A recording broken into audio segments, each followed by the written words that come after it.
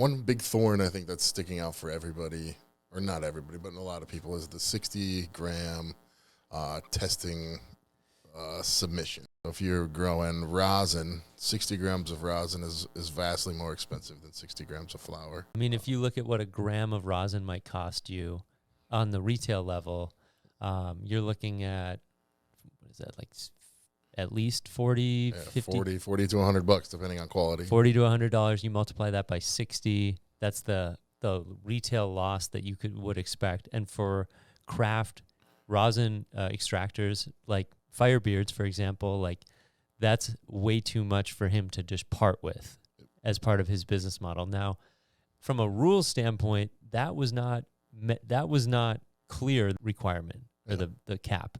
And so for them to now come out and say, okay, we'll give you 80% cap.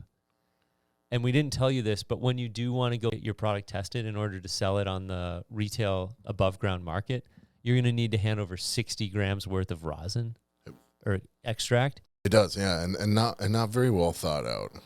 So I was talking to Jabari Bird. He's an operator in Virginia. Okay. And they had a very similar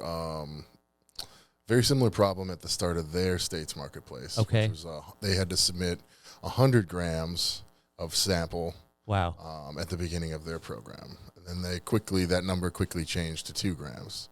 Just down to 2. Yep. So it's just like, I think, you just talked about it. This rule came out of left field. Yeah. It wasn't in either of the iterations of the draft rules before it. And who influenced this rule to get in there? That's a good question. And the best question is why? Why? What testing lab, even Legend right now, if I wanted to test some hemp distillate or a cart, I'm not submitting 60 grams of material. And what is Legend? Legend's the state testing lab. Right. Legend Technical Services.